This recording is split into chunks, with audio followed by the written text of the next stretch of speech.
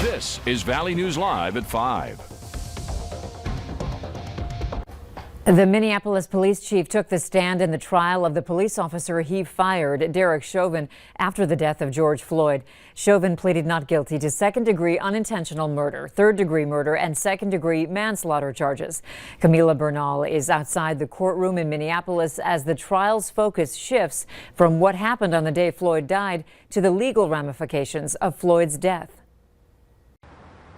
Derek Chauvin's former boss, Minneapolis Police Chief Medaria Arredondo, testifying on the training and the code of ethics officers abide by. The goal is to resolve the situation as safely as possible. So you want to always have de-escalation. An emergency room doctor says he treated Floyd for about 30 minutes, attempting to restart his heart. Was your leading theory then for the cause of Mr. Floyd's cardiac arrest oxygen deficiency?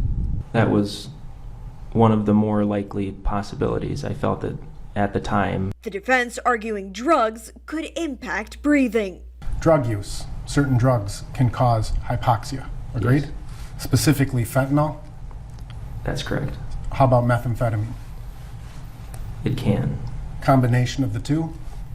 Yes. At some point during the more than 9 minutes that Chauvin's knee was on Floyd's neck, videos show Floyd was unresponsive before the paramedics arrived. But officers did not provide basic efforts to save Floyd's life. Any amount of time that a patient spends in cardiac arrest without immediate CPR markedly decreases the chance of a good outcome. And in cross-examination, the defense trying to show that it's been many years since the chief of police has arrested anyone. They also wanted to show that incidents can start out small and then develop into a felony arrest. And finally saying that there are many things that a person will say or do to avoid getting arrested. Reporting in Minneapolis, I'm Camila Bernal. Before testimony resumed today, the judge addressed a report of juror misconduct off camera surrounding a social media post. The judge determined that no juror misconduct had actually occurred. Our wonderful days in the 70s are coming to an end. It's not all bad news, though, because some of us might get some much needed rain. Here's Hutch with our evening forecast. Hey, Hutch. Hey, Andrea. I hope everyone had a wonderful Easter weekend. As we start our work week, the mild temperatures continue, but as you can see on the satellite and radar, clouds and a few green echoes returns on the radar showing that there's some raindrops at cloud level. Most of this not reaching the ground, although the stuff you see in the arrowhead of Minnesota could be some more substantial rain potential there. Temperatures are warmest in the Southern Valley where we're 70 to 80 degrees in many locations. Look at Watertown. You can see the green. Cooler temperatures to the north and west, and that's the direction our wind is coming from. If you're in the James River Valley, those winds are still gusting to over 30 miles per hour. So breezy conditions tonight, but get out and enjoy the 60s. After sunset, we slip into the 50s, and we won't return to the 60s for several days. I'll have details on rain in the forecast. Not all of us will get rain every day, but there's a chance most of us could see some measurable precipitation before the 7-day period is over. I'll have all those details in just a few minutes. Okay, thanks, Hutch. A Moorhead man will spend 2 years in a federal prison for his role in a violent protest in Fargo last May. Jonathan Montagnezeg of Moorhead was sentenced to 2 years plus 3 years of supervised release for the civil disorder charge. What started as a peaceful protest in Fargo turned violent when several people jumped on top of the occupied Fargo police squad car. Authorities say Montagnezeg slammed his fists on the car, causing extensive damage, and also provoked other protesters to become violent and destructive. That violent protest injured several officers and caused thousands of dollars in damage to businesses in downtown Fargo. It's been 1 year since 19-year-old Destiny Avery was killed in Moorhead. Destiny had been missing since April 3rd of 2020 and was later found dismembered at a local landfill. 4 people are charged in her death. Andrea Payne recently pleaded guilty and will be sentenced in May. Brandon Erbstasser was given a plea deal. David Erno has pleaded guilty in the case and will be sentenced in 2 weeks. And Ethan Broad pleaded guilty in January to murdering and dismembering Destiny, but at his sentencing in February, he withdrew his plea. Authorities in Polk County are now saying the woman who drove her car into the Red Lake River on Friday may have suffered a medical episode. Crookston police received the report after the woman walked into the library, wet, saying she drove into the river. Over the weekend, the Polk County Sheriff's Office located that vehicle using a drone. The Grand Forks County Water and Rescue Dive Team helped recover the vehicle. The White House COVID team has announced there are 3 new mass vaccination sites opening this week in Columbia, South Carolina, Pueblo, Colorado, and the Twin Cities in Minnesota. Daily vaccinations have increased at a rate of 95,000 over 25 existing mass vaccination sites as the effort closes in on variant transmission. There was immune transfer to the neonates, which occurred both via the placenta in utero as well as through breast milk. So in other words, things look very good for the association between vaccination and protecting pregnant women from adverse outcomes from themselves and their fetus. Dr. Fauci says he wants the public to remain vigilant, but fears as more states loosen restrictions this summer, it may bring another spike in cases. Minnesota Senator Amy Klobuchar says that the recent stimulus bill has helped Minnesota adequately fund vaccine distribution. Klobuchar says communities just need simpler procedures for people to get the vaccine. She says she was among those in Washington who helped secure funding for COVID-19 vaccine distribution in the American Rescue Plan Act. The act is a $1.9 trillion stimulus package that included, among other things, money for testing, contact tracing, and vaccine distribution. And I will tell you, even for us, it was a bit stressful following all the instructions, looking at all the details, trying to figure out where we go next to the Crayola store, but I'm going to let that go. We got there. He barely made it in time, but we got there. And as we went through that experience, and there's also the stress of not wanting to miss the appointment, wanting to make sure you get it. It's not easy for people. Klobuchar said her husband recently got his vaccine dose and they learned firsthand the stress of trying to sign up and make sure you're prepared and go to the right location. Minnesota's Lieutenant Governor Peggy Flanagan is now considered fully vaccinated. She received her second dose of the Moderna vaccine in St. Paul this afternoon.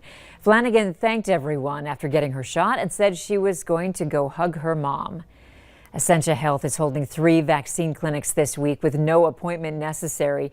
Those clinics will take place this Tuesday, Wednesday, and Thursday from 1 to 7 p.m.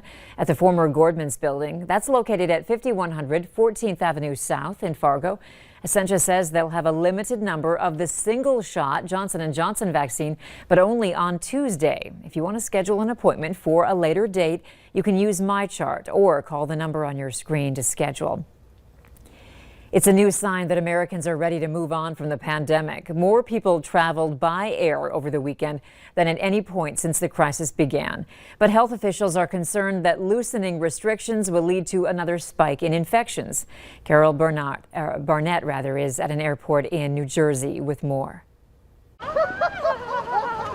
In San Jose, California, Kathy Anderson reunited with her daughter for the first time in a year. I love you too. Anderson is one of the millions of Americans who returned to the skies this weekend, shattering pandemic travel records. Increased demand prompted Delta Airlines to temporarily open up middle seats, and Americans' domestic bookings are at 90% of pre-pandemic levels. It just seems like all of a sudden it's a rush. Larry Pettis says he felt more comfortable flying because he'd been fully vaccinated. He's one of the 61 million Americans, roughly 1/5 of U.S. adults, who fall in that category. We know for vaccinated people, it's reasonably safe to do this. But among unvaccinated people, it is not yet. And I'm worried that it's going to lead to, unfortunately, more infections and more hospitalizations. Dr. Ashish Jha says decreased testing, relaxation of public health measures, and new variants are now contributing to the spread of COVID in several states. It really is a race right now between these variants that have become widespread and are spreading much more effectively and quickly, and how many people we can protect through vaccines. The variant initially detected in the UK now accounts for about 26% of COVID cases in the US. And this weekend, officials announced a new variant initially identified in India was found in the Bay Area. It's actually just made up of a couple of other variants that we've seen elsewhere. The data so far suggests that it may be more contagious, like the UK variant is. Now, as scary as that sounds, Josh says that the vaccines do appear effective against the new variants, and more Americans are getting vaccinated, which is welcome news for the travel industry, the sector really being battered by the pandemic. Hotel and leisure businesses added 280,000 jobs during the month of March, but the unemployment rate is still twice the national average at roughly 13%. Errol Barnett, CBS News, Newark, New Jersey. To stay on top of the latest COVID-19 vaccine information, you can use our VNL vaccine tracker. It's right on the home page of our website, or you can open your phone camera and point it at the QR code on your screen, then tap the link that pops up. It's not too late to pick up your dress or a tux for prom. It's happening this year at many schools, but there will be some changes since we are still in a pandemic. At Fargo's Grand March events, each couple will be given 4 spectator tickets and the gym will fill to 50% capacity. West Fargo will have a Grand March, dance, and post-prom party. Each senior will receive 2 tickets, underclassmen 1. Moorhead will not be able to host a dance as part of prom because of the state's restrictive rules. The number of attendees allowed at indoor events is lowered as well. All of these prom events do require a mask. Easter Monday brought special treats for animals at a zoo in Croatia's capital. Chimps, lions, and meerkats, among other animals, were eating the holiday treats, much to the delight of children watching them. The chimps enjoyed hard-boiled eggs, the lions had meat, and the meerkats had fruit. Still to come, from phone numbers to birthdays, the personal information of 500 million Facebook users is now on a website used by hackers. It was a great start to the work week. Sunshine, a little bit more wind, and now we have increasing high clouds across the valley. After temperatures soar to near 80 in the far south, cooler air to the northwest is on its way, but rain as well. Many with a chance of rain in the upcoming week. We'll detail it all next.